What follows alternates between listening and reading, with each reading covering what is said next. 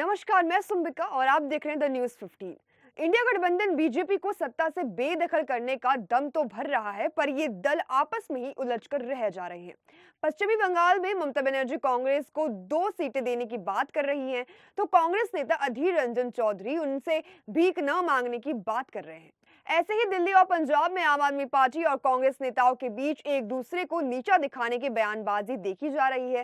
पंजाब के मुख्यमंत्री भगवंत मान कह रहे हैं कि अब महिलाएं अपने बच्चों को कहानी सुनाएंगी कि कोई थी कांग्रेस। ऐसे ही पंजाब और दिल्ली में आप के नेता यानी कि आम आदमी पार्टी के नेता कांग्रेस को एक सीट ना देने की बात कर रहे हैं, तो कांग्रेस नेता आप नेताओं को कटघरे में खड़ा कर रहे हैं।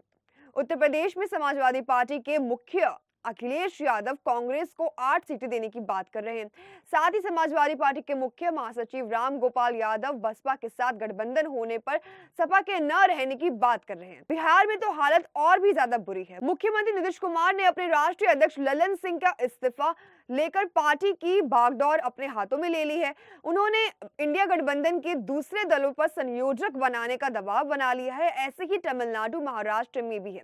इन परिस्थितियों में तो टिकट के बंटवारे में तालमेल का होना दूर दूर तक नहीं दिखाई दे रहा है। कहना गलत ना होगा कि इन दलों के एकला चलो नीति से इंडिया गठबंधन वजूद में आए बिना ही बिखरता नजर आ रहा है। इन सब दलों में पश्चिम बंगाल की मुख्यमंत्री ममता बनर्जी सबसे अधिक राजनीति करती प्रतीत हो रही है। कभी वह कांग्रेस अध्यक्ष मल्लिकार्जुन खड़गे का नाम प्रस्तावित करती हैं, तो कभी कांग्रेस को 2 सीटें ही देने की बात कर रही हैं।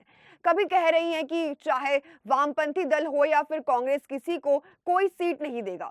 उनके जवाब में कांग्रेस के नेता अधीर रंजन चौधरी ने कह दिया कि कोई उनसे भीख मांगने गया है क्या। दरअसल पश्चिम बंगाल में सीटों के बंटवारे को लेकर कांग्रेस और तृणमूल कांग्रेस खुलकर सामने आ रही है। कांग्रेस के सांसद अधीर रंजन चौधरी ने टीएमसी की ओर से 2 सीटें ऑफर करने पर नाराजगी जताई है। उन्होंने इसको लेकर टीएमसी पर जमकर निशाना साधा। अधीर रंजन चौधरी ने कहा, उनसे कौन भीख मांगने गया है, हमें पता नहीं क्या हमारे पास 2 सीटें हैं। ममता जी से कौन सीटें मांग रहा है, हम अपने दम पर चुनाव लड़ सकते हैं। ममता जी नरेंद्र मोदी जी के सेवा में लगी हुई है। कांग्रेस को ममता की दया की कोई जरूरत नहीं है, हम अपने दम पर चुनाव लड़ सकते हैं। पिछले हफ्ते ही कांग्रेस सांसद अधीर रंजन चौधरी ने इंडिया गठबंधन को लेकर एक बड़ी बात कह दी थी। अधीर रंजन चौधरी का कहना था कि तृणमूल कांग्रेस अध्यक्ष और पश्चिमी बंगाल की मुख्यमंत्री ममता बनर्जी अपने अगले आने वाले साल में लोकसभा चुनाव से पहले राज्य में इंडिया में शामिल दलों के बीच गठबंधन में दिलचस्पी नहीं रखती है। 30 दिसंबर को मुर्शिदाबाद जिले में मीडिया से बात करते हुए चौधरी ने कहा था, मुख्यमंत्री खुद पश्चिम बंगाल में गठबंधन नहीं चाहती क्योंकि उन्हें समस्याएं होंगी। उन्होंने ही गठबंधन की संभावना को खत्म कर दिया है। अगर आप उनके भाषण सुनेंगे तो पाएंगे कि वह यह गठबंधन नहीं चाहती थी। कांग्रेस नेता की यह टिप्पणी ममता बनर्जी की ओर से यह संकेत दिए जाने के कुछ दिनों बाद आई है, जिसमें उन्होंने कहा था कि इंडिया ब्लॉक का गठन केवल राष्ट्रीय स्तर पर भारतीय जनता पार्टी के मुकाबले करने के लिए किया गया है। पश्चिम बंगाल की टीएमसी ही बीजेपी से लड़ेगी, जबकि इंडिया ब्लॉक देश के बाकी हिस्सों में होगा।